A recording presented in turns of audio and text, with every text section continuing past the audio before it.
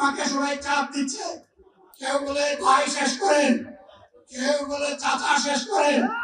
আমি তাদেরকে নিশ্চয়তা দিয়ে বলছি, আমার মুখ আমার আল্লাহ নির্ধারিত সময় থেকে 1 সেকেন্ড আগে হবে না। এবং হায়াত যা দিয়েছেন তার 1 সেকেন্ড আগেও আমি যাব না। মহান আল্লাহর কাছে আবার তৌফিক চাই। আপনাদের কাছে যে কষ্ট হয়েছে, আমি তো এখানে শান্তিতে বসেছিলাম, আর চতুর্দিকে শুধু দৃষ্টি হচ্ছে না, কি কষ্ট হচ্ছে আমার ভাইদের। ভাইরা, এই কষ্ট আল্লাহর জন্য, এই কষ্ট কার জন্য? ইনশাআল্লাহ আল্লাহ তাআলা আপনাদেরকে তার উপযুক্ত জাযা দুনিয়ায় দিবেন, আখিরাতে দিবেন। আপনাদের এই টাকার বিনিময়ে নতুন বাংলাদেশ আমরা পেয়ে যাব। আসুন সেই নতুন বাংলাদেশের জন্য একবার স্লোগান দিয়ে শেষ করি, নারায়ে তাকবীর। একটা লড়াই হয়েছে ফ্যাসিবাদের বিরুদ্ধে, আর একটা লড়াই হবে দুর্নীতির বিরুদ্ধে ইনশাআল্লাহ। এই দুর্নীতির মূল উৎপাটন করার জন্য যা দরকার, আমরা তারুণ্য এবং যৌবনের শক্তিকে একত্রিত করে সেই লড়াইয়েও ইনশাআল্লাহ আমি জয়লাভ করব। প্রিয় ভাইরা, জামাতে ইসলামী যে দুর্নীতিমুক্ত সমাজ গড়বে তার প্রমাণ কি? তার প্রথম প্রমাণ হচ্ছে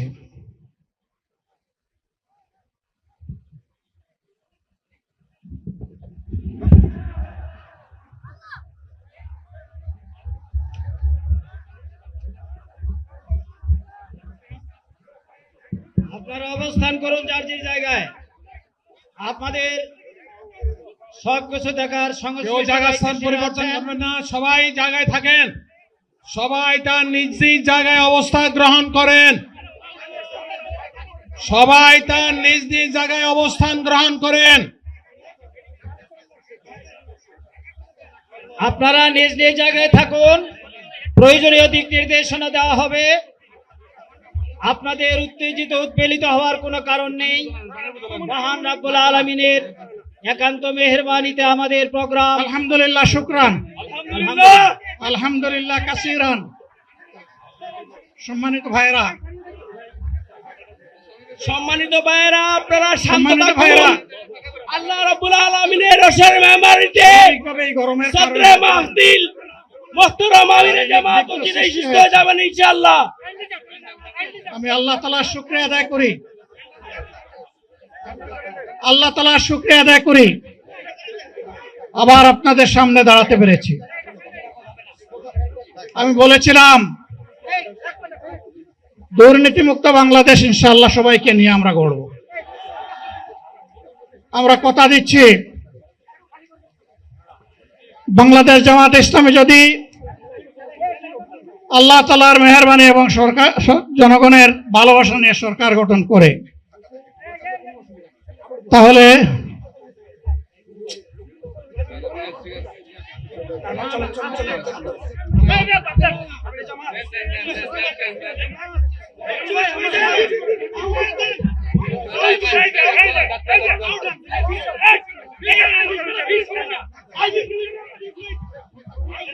আপনারা নিজ নিজ জায়গায় অবস্থান করুন। আমাদের স্বেচ্ছাসেবকগণ আছেন, সংশ্লিষ্ট বিভাগের দায়িত্বশীলরা আছেন, তারা প্রয়োজনীয় ব্যবস্থা নেবেন। কারো মাইকের সামনে আসার দরকার নেই।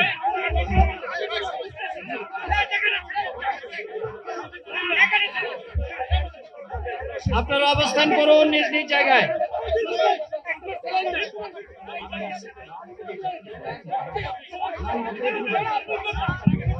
সবাই মেহেরবানি করে শান্ত হয়ে বসুন, শান্ত হয়ে বসুন, শান্ত হয়ে বসুন।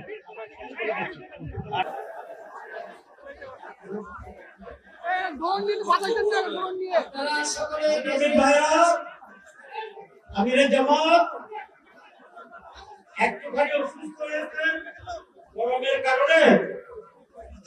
কারণে হয়েছে, কিন্তু উনি বারবারই চেষ্টা করছিলেন বক্তব্য দেওয়ার জন্য। ডাক্তাররা বলছেন ওনার আর বক্তব্য রাখা ঠিক হবে না। ওনার যে বক্তৃতা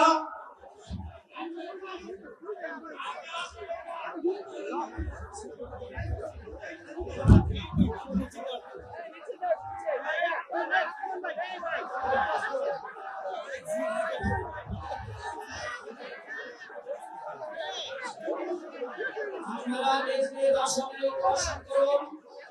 সংগঠনের দায়িত্বশীলরা নির্দেশনা দিবেন। আপনাদেরকে নিজ নিজ জায়গায় অবস্থান করার জন্য অনুরোধ করা হচ্ছে।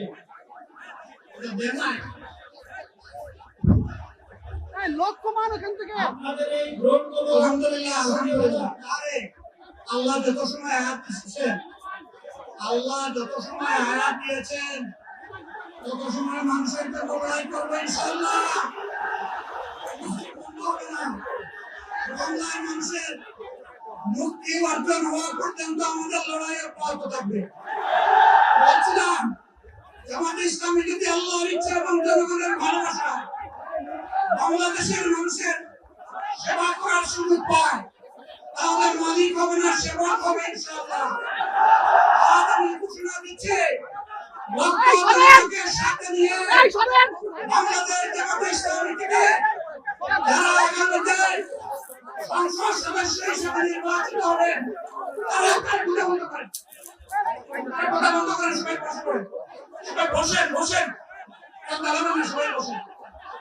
যদি আল্লাহর ইচ্ছায় জনগণের ভালোবাসায় বাংলাদেশ জামাতে ইসলামী থেকে সংসদ সদস্যরা নির্বাচিত হয়ে সরকার গঠন করেন, তাহলে কোনো এমপি, কোনো মন্ত্রী আগামীতে সরকারের রিপোর্ট গ্রহণ করবে না।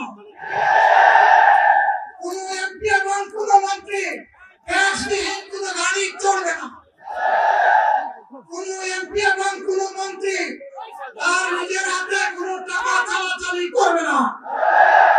কোনো এমপি এবং কোনো মন্ত্রী যদি তার নির্দিষ্ট কোনো কাজের জন্য বরাদ্দ পেয়ে থাকেন, কাজ শেষ হওয়ার সাথে সাথে বাংলাদেশের 11 কোটি মানুষের কাছে তারা তার প্রতিবেদন তুলে ধরতে বাধ্য হবে। সম্মানিত বন্ধুগণ, চাঁদা আমরা নিব না, দুর্নীতি আমরা করব না। চাঁদা আমরা নিতে দেব না, দুর্নীতি আমরা সহ্য করব না। এই বাংলাদেশটাই আমরা দেখতে চাই। যুবকদেরকে আমরা স্পষ্ট ভাষায় বলতে চাই, বন্ধুগণ, তোমাদের সাথে আমরা আছি। আমি আজকে জামাতের আমির হিসাবে এখানে কথা বলতে আসিনি। আমি এসেছি বাংলাদেশের 18 কোটি মানুষের একজন হয়ে কথা বলতে। আমি শিশুদের বন্ধু, আমি যুবকদের ভাই, আমি বয়স্কদের সহযোদ্ধা, আমার ভোটদের আমি ভাই। সুতরাং তাদের মুক্তির জন্যই আমি দায়িত্ব নিয়ে আজকে এখানে দাঁড়িয়েছিলাম। আল্লাহর ইচ্ছা শরীর আমাকে সাময়িকভাবে সহযোগিতা করে নাই, এটা আল্লাহর ইচ্ছা যে এখন আল্লাহ আমাকে কথা বলার সুযোগ দিচ্ছে। আমি বলতে চাই, বাংলাদেশের নির্দিষ্ট কোন শ্রেণীর মুক্তির জন্য আমাদের এই লড়াই নয়। রাস্তার একজন পরিচ্ছন্নতা কর্মী, চা বাগানের একজন শ্রমিক, রক্ত পানি করা ঘাম জড়ানো আমার একজন রিক্সা চালক ভাই মাঠের ময়দানে বাংলাদেশের মানুষের মুখে যারা এক মুঠো ভাত তুলে দিতে চায়, আমার সেই কৃষক বন্ধু, আমি তাদের হয়ে আজকে এখানে কথা বলতে এসেছি। আমি কোন অভিজাত শ্রেণীর হয়ে এখানে কথা বলতে আসবো না।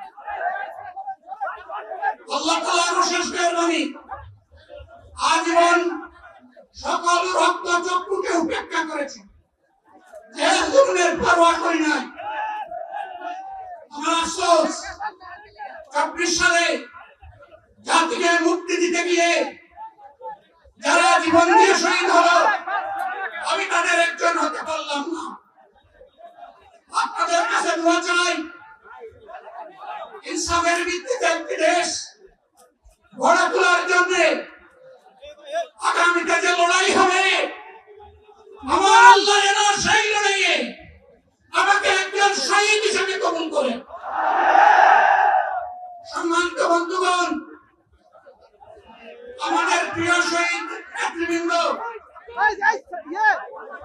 2006 সালের 28 অক্টোবর থেকে শুরু করে পল্টন গণহত্যা, শাপলা গণহত্যা, সারা দেশের গণহত্যা, পিলখানার গণহত্যা, 24-এর গণহত্যা, এই গণহত্যা যারা করেছে তাদের সকলের বিচার বাংলাদেশের মাটিতে নিশ্চিত করতে হবে। এদের বিচারের দৃশ্যমান প্রক্রিয়া শুরু না করা পর্যন্ত পুরনো ব্যবস্থাপত্রে বাংলাদেশ আর চলবে না।